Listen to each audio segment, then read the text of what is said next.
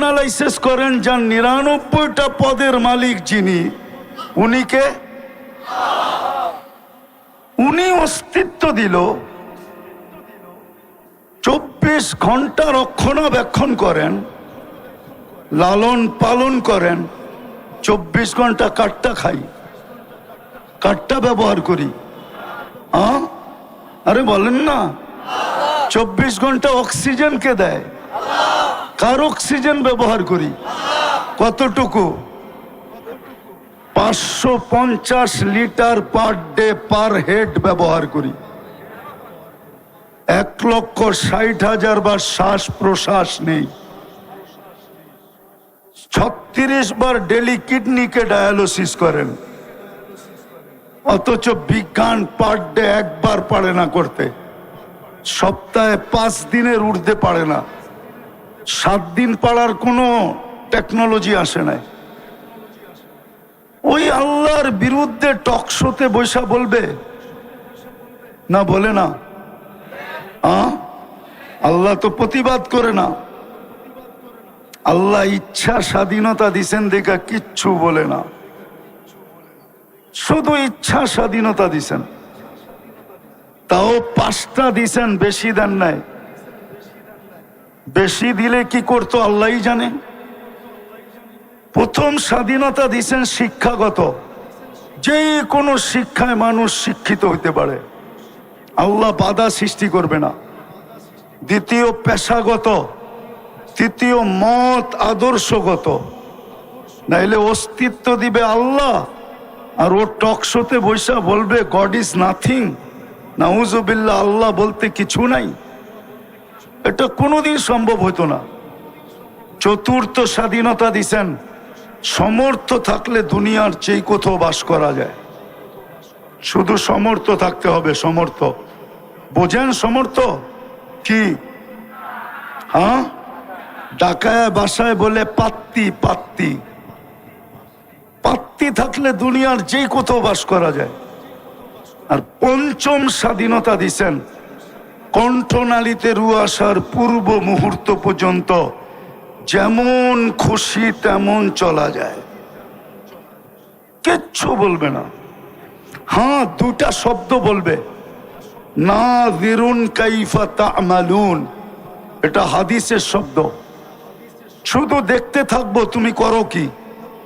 আর কোরআনের শব্দ হলো ফান্তাযিরু ইন্নী মাআকুম মিনাল মুনতাযিরিন। অপেক্ষা করো, আমিও অপেক্ষায় আছি।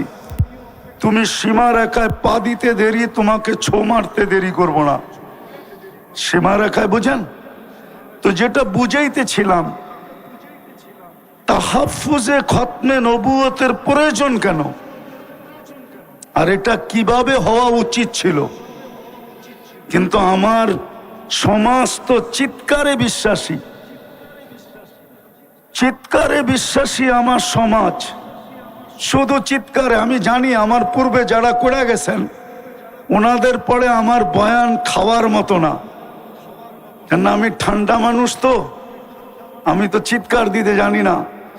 এর আগে আপনারা খুব চিৎকার দিছেন, গরম ছিল সুরা মাঠ, ঠিক না? আমি গরমে বিশ্বাসী না, আমি ঠান্ডায় বিশ্বাসী। কোল্ড ম্যান, আমি ঠান্ডা মানুষ। 2টা জিনিস বোঝাবো যে খতমে নবুয়তের পরে তাহাফুজে খতমে নবুয়তের দরকারটা কি, কি দরকার, কেন তাহাফুজে খতমে নবুয়তের প্রয়োজন। কেননা আমরা যা কিছু পাইছি, এই উম্মত যা কিছু পাইছে, যত বৈশিষ্ট্য এই উম্মতের আছে, কোরআন বলেন হাদিস বলেন, সমস্ত বৈশিষ্ট্য যার কারণে পাইছি, উনি হইলেন মোহাম্মদুর।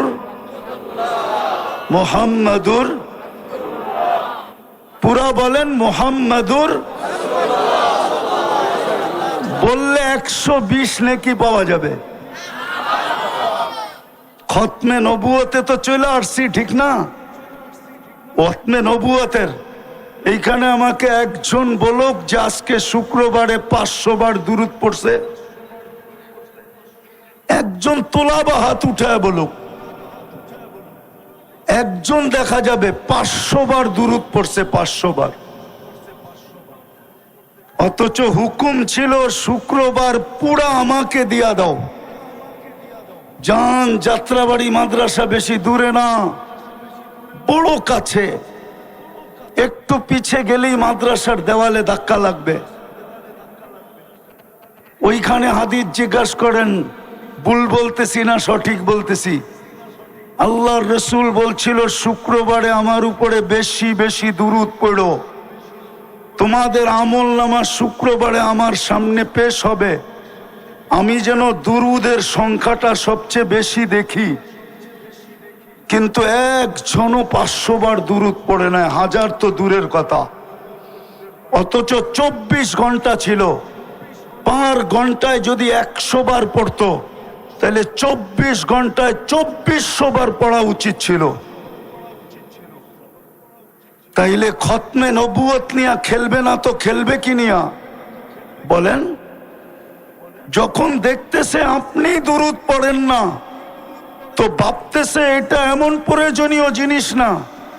যদি প্রয়োজনীয় হইতো, যেটা প্রয়োজনীয় হয়, মানুষ তো লিবিয়ার থেকে সমুদ্র পথে ইউরোপে যাওয়ার জন্য 20 থেকে 30 লক্ষ টাকা দিয়া জানের বাজি পর্যন্ত নেয়। ও জানে no risk no game, risk না নিলে আমি গেম করতে পারবো না। কতজনের তো কবর হয়ে গেল। আমেরিকাতে তো কতজনকে দেখলাম আমি, 2019-এর কাহিনী শুনাইতেছি, দেখি দিলে লাগে কিনা। আমি লস এঞ্জেলিসে ছিলাম, সকালবেলার নাস্তার দস্তরখানে বসছি, তো 2টা ছেলে চুল এলোমেলো, কাপড়গুলা ময়লা, জীর্ণ শীর্ণ।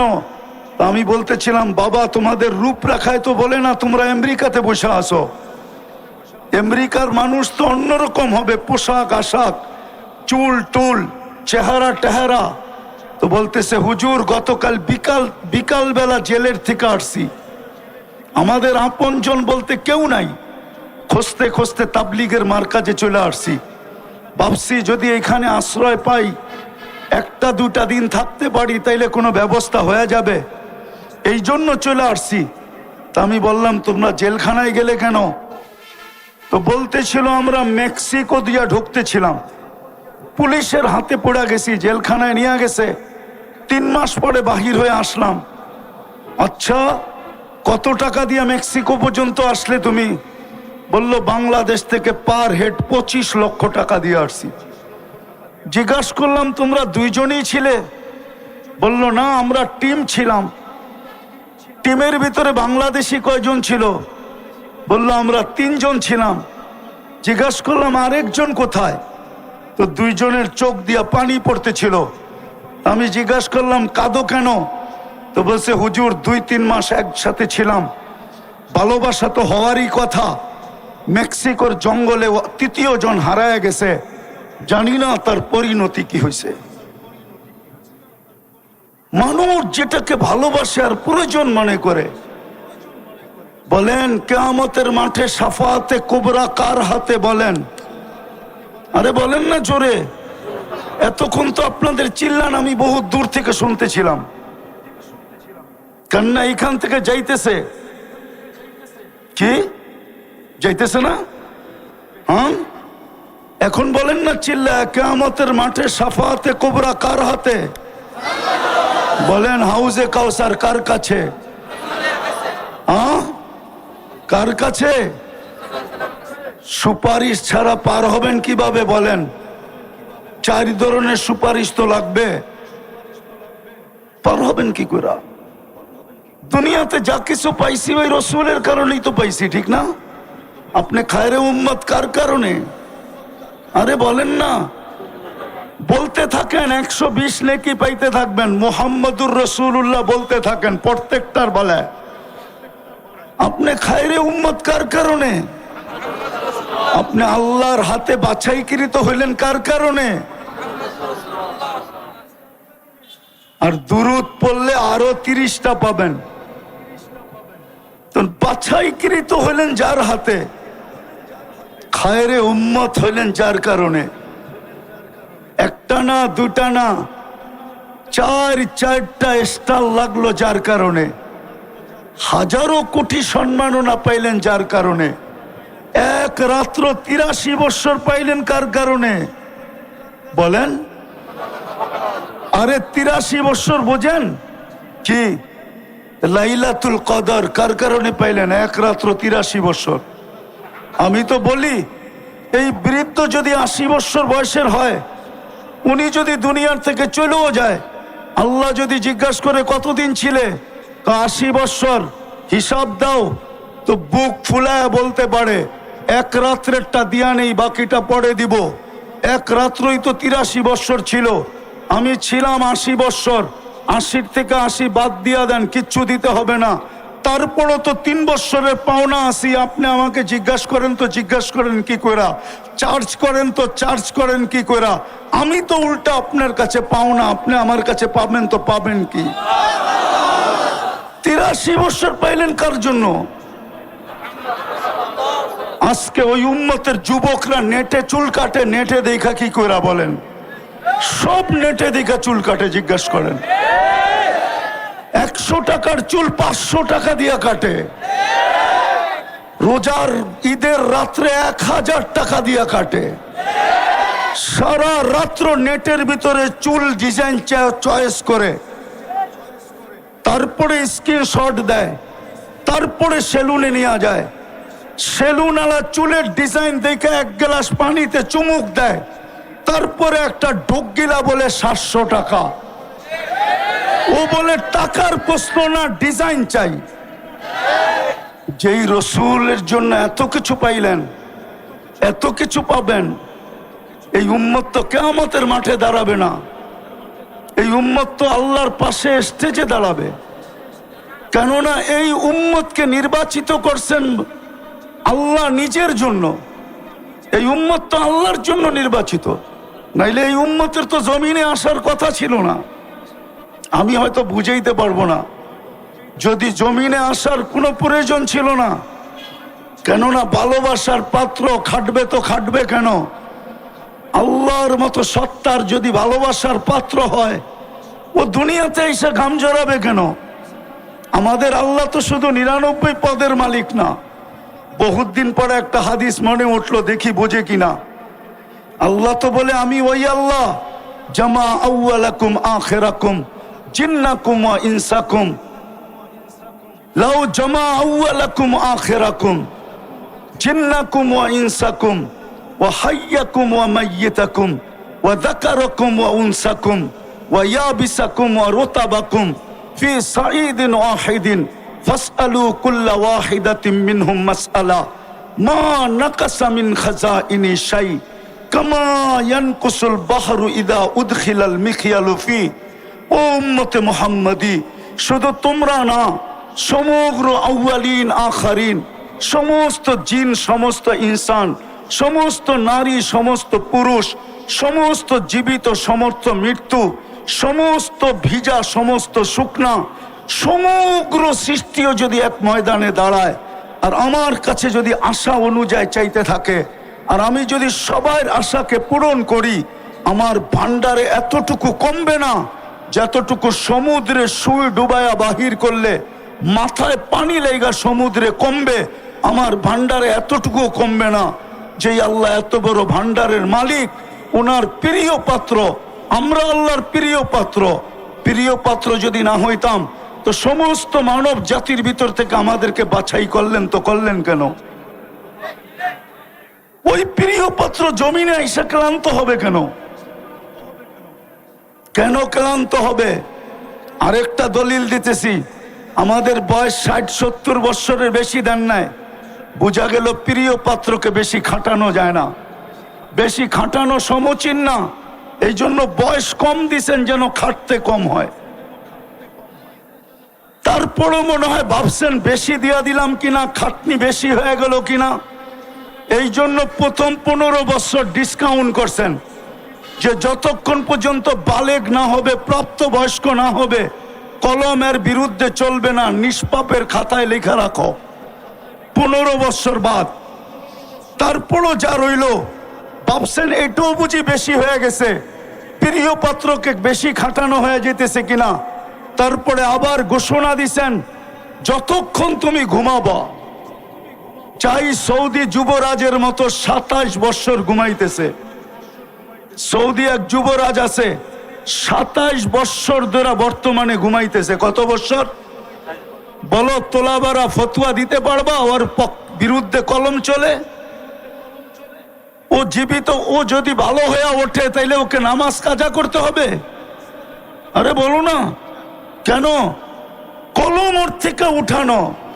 আমরা যতক্ষণ ঘুমানো থাকি ততক্ষণ কলম আমাদের বিরুদ্ধে যায় না, মাফ। তাইলে রইল কতটুকু? এটা কেন দিছেন? আল্লাহ আমাদেরকে নিজের জন্য নির্বাচিত করছেন। বলবেন কিভাবে? কোরআন বলে সুহাদা আলান নাস, কিয়ামতের দিন তোমাদেরকে সাক্ষী হিসাবে দাঁড় করাবো। যেদিন বিচার কার্য করব ওই দিন তোমরা আমার পক্ষে সাক্ষী দিবে। বিদায় আল্লাহ আমাদেরকে নিজের জন্য নির্বাচিত করছেন। কিন্তু কিয়ামতের দিন যখন আমরা সাক্ষী হিসাবে দাঁড়াবো, সমগ্র উম্মত বলবে যদি দুনিয়াতে না পাঠাইতেন তাইলে বলতো এরা তো দুনিয়াই দেখে নাই, এরা সাক্ষী দেয় তো দেয় কি কইরা? এই জন্য আল্লাহ আমাদেরকে সামান্য সময়ের জন্য দুনিয়া একটু পাড়ায়া যাওয়ার জন্য পাঠাইছেন। পাড়ায়া কালকে যদি কেউ প্রশ্ন উঠায় যে এরা দুনিয়া দেখছে কিনা, তো আল্লাহ যেন আমাদের পা উঠায়া দেখায় দিতে পারে, এই যে দেখ পায়ে মাটি লাগানো আছে, এরা দুনিয়া পাড়ায় আসছে। যাদেরকে আল্লাহ নিজের জন্য নির্বাচিত করলেন। আমি শেষ জায়গায় চলে আসছি, আর লম্বা করতে চাইতেছি না। ওই জাতির আজকে অবস্থা দেখলে, তাহাফুজে খতমে নবুয়তের তো প্রয়োজনই হয়েছে এই জন্য, আমাদের জন্য। যদি আমরা নবীর আদর্শকে মানতাম, আর নবীর শান যদি জানতাম, আর নবীর প্রয়োজনীয়তা যদি আমরা জানতাম, আর যদি আমাদের ভিতরে প্রচার থাকতো, প্রসার থাকতো, একটা শুধু হইতেছে খতমে নবুয়ত। কিন্তু ঢাকা শহরে কয়টা হয় শানে রাসালাত? বলো। আরে তোলাবারা বনো না, বাংলাদেশে কয়টা শানে রাসালাত হয়? সবই তো ওয়াজ মাহফিল আর তাফসির মাহফিল। জাতি তো শানে রাসালাত জানেই না, নবীর শান জানে না, নবীর সিরাত জানে না, নবীর ক্যারিয়ার জানে না, নবীর আদর্শ জানে না, নবীর প্রয়োজনীয়তা জানে না, নবীর কারণে কি পাইলাম এটা জানে না, নবীর কারণে কি পাবো এটা জানে না, নবীর প্রয়োজন কতটুক রাখি এটাও জানে না। জাতি তো নবী সম্বন্ধে কিচ্ছুই জানে না। তাইলে প্রয়োজন হবে না তো আগাছা জন্মাবে না, তো জন্মাবে না কেন? আপনি ভাবছেন চিৎকার দিয়ে আইন নিয়ে আসবেন? যারা শুক্রবারে 500 বার দুরূদ পড়ে না, ওরা চিৎকার দিয়ে কি করে আইন আনবে? বুঝান আমাকে। যারা চুল কাটে নেটে দেখা, ওরা আইন আনবে কি করে? যারা 14 তারিখ পালন করে, ওরা নবীর শান বুঝবে কি করে? আপনি তো বুঝাইতে পারেন না নবীর শান। আমার যুবক তো 14 তারিখ উদযাপন করে, বাংলাদেশে এরকম উদযাপন করে আমি তো 14 তারিখ আমেরিকাতে দেখছি।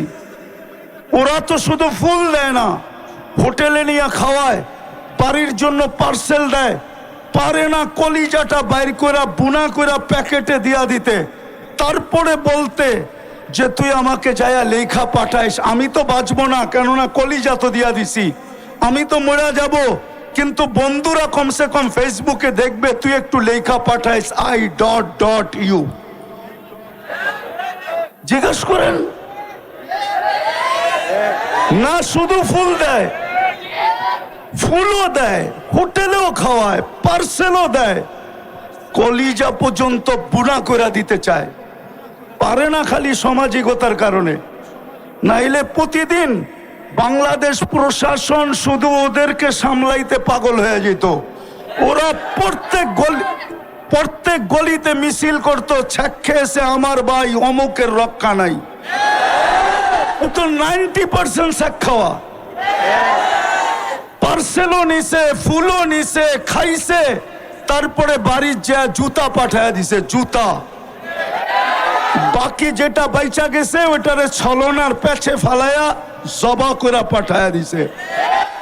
নাইলে প্রতিদিন পেপারে কেন আসে প্রেমিকের হাতে প্রেমিকার জান গেল, প্রেমিকার হাতে প্রেমিকের জান গেল, প্রেমিকের হাতে প্রেমিকার জান গেল, প্রেমিকার হাতে প্রেমিকের জান গেল, এই কথা পেপারে প্রতিদিন কেন আসবে?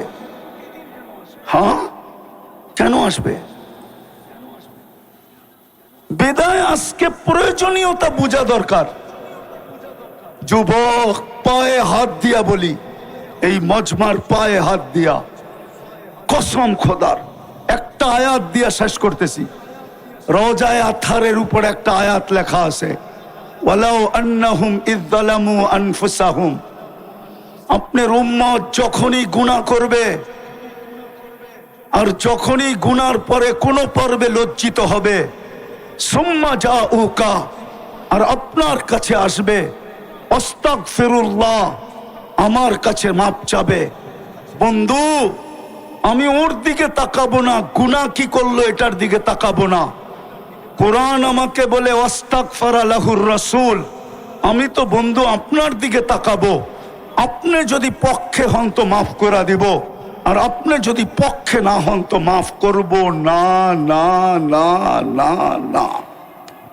বিদায় শেষ কথা, যদি এই জীবনটাকে আল্লাহর কাছে গ্রহণযোগ্যতা পর্যন্ত পৌঁছাইতে চাই, তাহলে মুহাম্মদুর রাসূলুল্লাহ ছাড়া এই জীবনটা আল্লাহর কাছে গ্রহণযোগ্যতা পর্যন্ত পৌঁছবে না।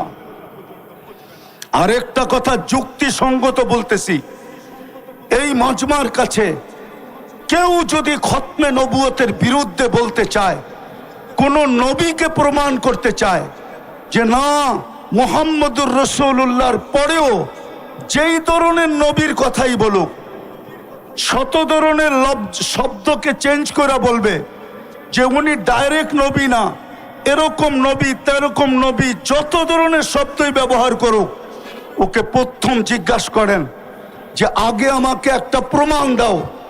ইয আখাযাল্লাহু মিসাকান নাবিয়্যিন, যখন আল্লাহ নবীদের প্রতিশ্রুতি নিছিলেন, নবীদের সেমিনার করছিলেন আরশের নিচে, যেইখানে শ্রোতা ছিল সমস্ত নবী, শ্রোতা ছিল সমস্ত নবী, বক্তা ছিলেন আল্লাহ, আলোচ্য বিষয় ছিল দুইটা, মুহাম্মদুর রাসূলুল্লাহর প্রতিশ্রুতি এবং শান। লাম্মা আতাইতুকুমুল কিতাব ওয়াল হিকমা, আমি যখন তোমাদেরকে কিতাব এবং হিকমত এবং নবুয়ত দিব, সুম্মা ইয়াতিকুম রাসূল, তারপরে আমার বন্ধু আসবে।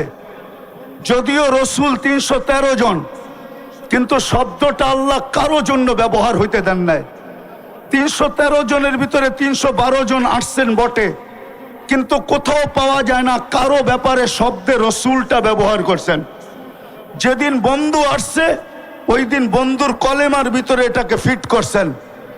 এই জন্য কিতাবে পাওয়া যায় ইব্রাহিম আলাইহিস সালাম রসুল বটে, কিন্তু লা ইলাহা ইল্লাল্লাহ ইব্রাহিম খলিলুল্লাহ। মুসা আলাইহিস সালাম রসুল বটে, কিন্তু লা ইলাহা ইল্লাল্লাহ মুসা কালিমুল্লাহ। ঈসা আলাইহিস সালাম রসুল বটে, কিন্তু কালেমা লা ইলাহা ইল্লাল্লাহ প্রথমটাকে ঠিক রাখছেন, পরেরটা চেঞ্জ করছেন, ঈসা রুহুল্লাহ। কিন্তু যখন বন্ধু আসছেন তো প্রথমটা ঠিক লা ইলাহা ইল্লাল্লাহ, পরেরটা হলো মুহাম্মাদুর রাসূলুল্লাহ। তো প্রশ্ন, যদি কেউ কোনোদিন কোন ধরনের কোন শব্দের রসূল বুঝাইতে চায়, তো আগে প্রশ্ন করেন ওকে যে তুমি যার ব্যাপারে বলতেছিলা, আগে আমাকে প্রমাণ করো উনি ওই সম্মেলনে ছিল কিনা। ওই ওই ওই সম্মেলনে কেননা লাম্মা আখাযাল্লাহু মিসাকান নাবিয়্যিন, সমস্ত নবী রসুলদের, আর কসম খোদার দুনিয়ার কেউ প্রমাণ করতে পারবে না যে ওই সম্মেলনে ছিল। তাইলে বোঝা গেল যদি প্রমাণ না করতে পারে ও ভুয়া। ও কি? ও কি? একটা ভুয়া স্লোগান ছিল না, ভুয়া ভুয়া ভুয়া, তাহলে ও কি? ও কি? ও ভুয়া, ও 2 নম্বর, ও 22 নম্বর, ও নম্বর ছাড়া। ও কি? ও কি? ও নম্বর ছাড়া, ওর কোনো নম্বর নাই। তো যেটা বুঝাইতেছিলাম দিলে গাইথা নেন। ইচ্ছা স্বাধীনতা দিছে বিদায় আজকে অনেক কিছু করা যায় যুবক, কিন্তু অচিরে ইচ্ছা স্বাধীনতাটা হরণ হবে। যদি হরণ না হইতো তাহলে আল্লাহ যুবকদের কানে ডেলি ধ্বনি দিতেন না। যুবকদের কানে ডেলি ধ্বনি দেন, আওয়াজ দেন, শাবাব লা ইয়াক্তারুকা শাবাবুকা। যুবক, যৌবনের তরঙ্গ যেন তোকে বিমুখ না করে। কাম্মিন সাব সাবাকা ইলাল মউত। প্রতি মাসেই তো 2-4টা অ্যাক্সিডেন্ট এই রাস্তায় হয়। কত যুবককেই তো এই রাস্তায় ঘোড়ার উপর থেকে উঠাইলো। সর্বপ্রথম যেদিন হানিফ ফ্লাইওভার যেই দিন উদ্বোধন হইল, ওই দিন তো যুবক ভাবছিল যে আমি সেলফি দিয়া সারা বন্ধুদেরকে তাক লাগায় দিব, কিন্তু ও তো ঘোড়ার পিঠেই বসা ছিল। ঘোড়া চিনো? ঘোড়া, ডিজিটাল ঘোড়া চিনো? ডিজিটাল ঘোড়া, অ্যানালগ না, এটা ডিজিটাল ঘোড়া। আগের ঘোড়ায় কাশ খাইতো, এখনকার ঘোড়ায় তেল খায়।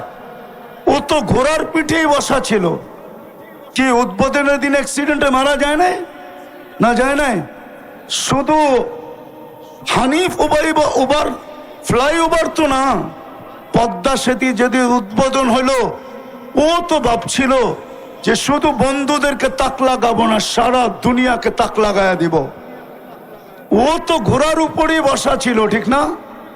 উঠায় নিছেন না, নেন নাই?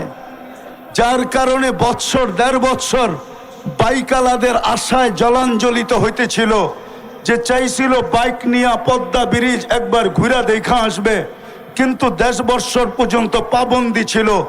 শুধু যাইতো পদ্মা ব্রিজের কাছে, বাঙ্কা মনটা ফিরা নিয়ে আবার ফিরা চলে আসতো, ঠিক না? শুধু একজনের কারণেই তো। আল্লাহ তো এটাই বুঝাইতেছে, শাবাব লা ইয়াক্তারুকা শাবাবুকা।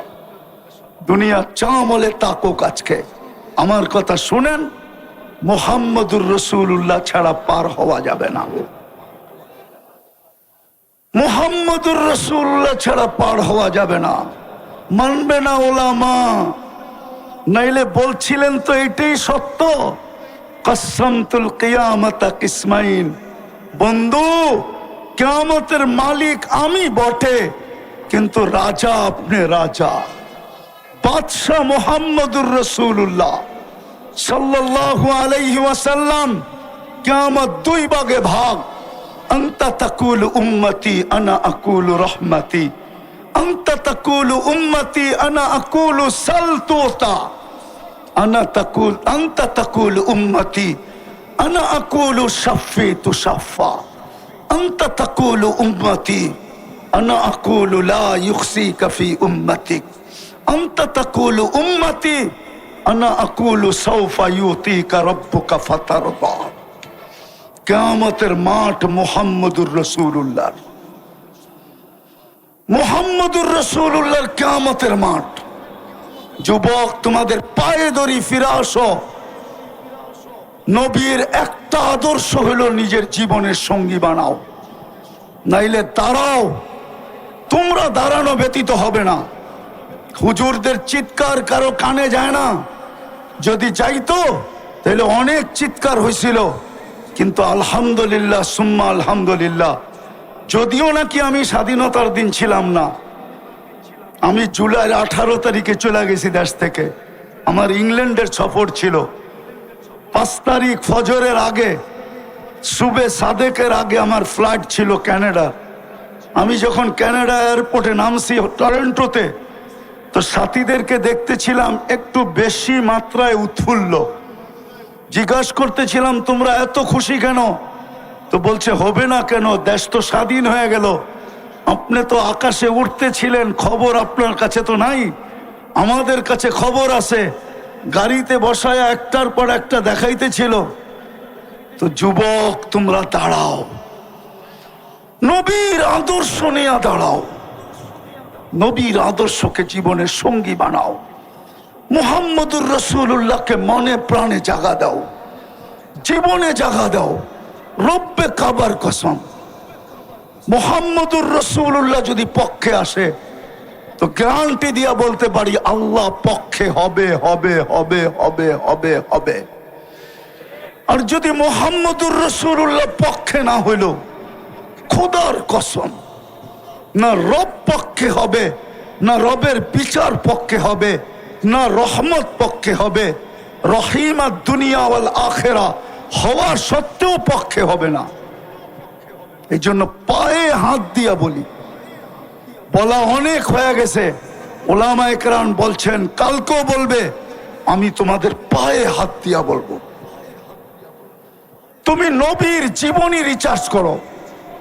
সারা রাত্র আনলিমিটেড তোমরা চালাও, ফেসবুক চালাও, ইন্টারনেট চালাও, আনলিমিটেড চালাও ওয়াইফাই দিয়া, অথবা বন্ধুর থেকে পাসওয়ার্ড নিয়া, অথবা বন্ধুর থেকে হটস্পট নিয়া সারা রাত্র চালাও। তোমাদের পায়ে হাত দিয়া বলি, মুহাম্মদুর রাসূলুল্লাহর জীবনী অ্যানালাইসিস করো, পড়ো, শিখো, আদর্শ শিখো।